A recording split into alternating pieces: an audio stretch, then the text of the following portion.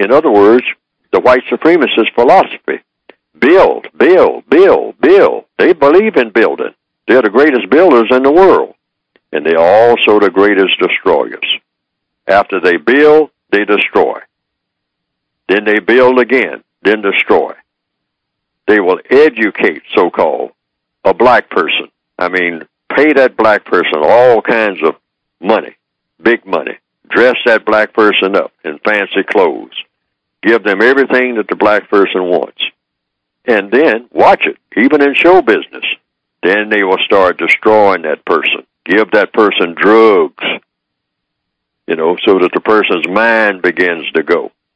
Then the next thing you know, their body is gone. And then they'll say, well, that's the way things work out. That's all planned. That's the kind of minds that they have. You have to study. All you have to do, don't take Neely Fuller's word for nothing. Just look at the way they operate. They're right in your face. They're hiding in plain sight.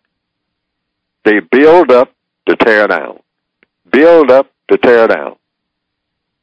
All of their folklore, their movies and whatnot, is all about building up and tearing down.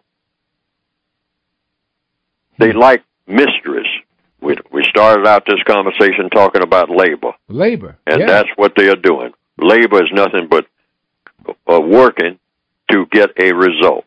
And that's what they are doing. I have to come to that conclusion until I see otherwise, because I don't know how all it's going to play out. But I know the history of the system of white supremacy.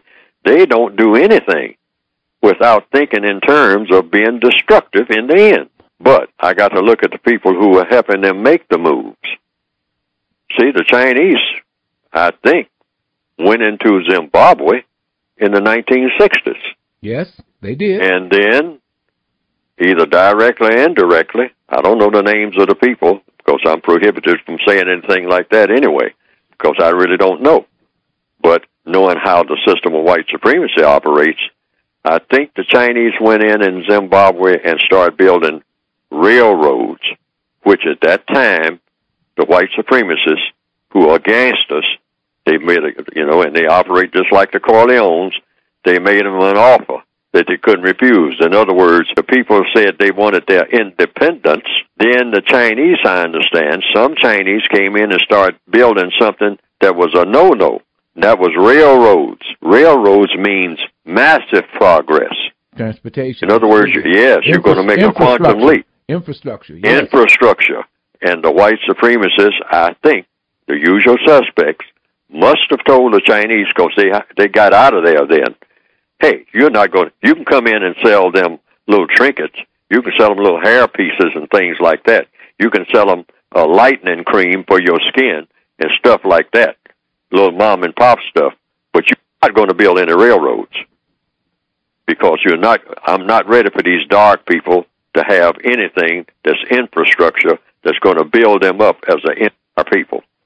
And the Chinese got out of Zimbabwe because they were made a muscle offer. So why has we got about 30 seconds? Why has that changed now?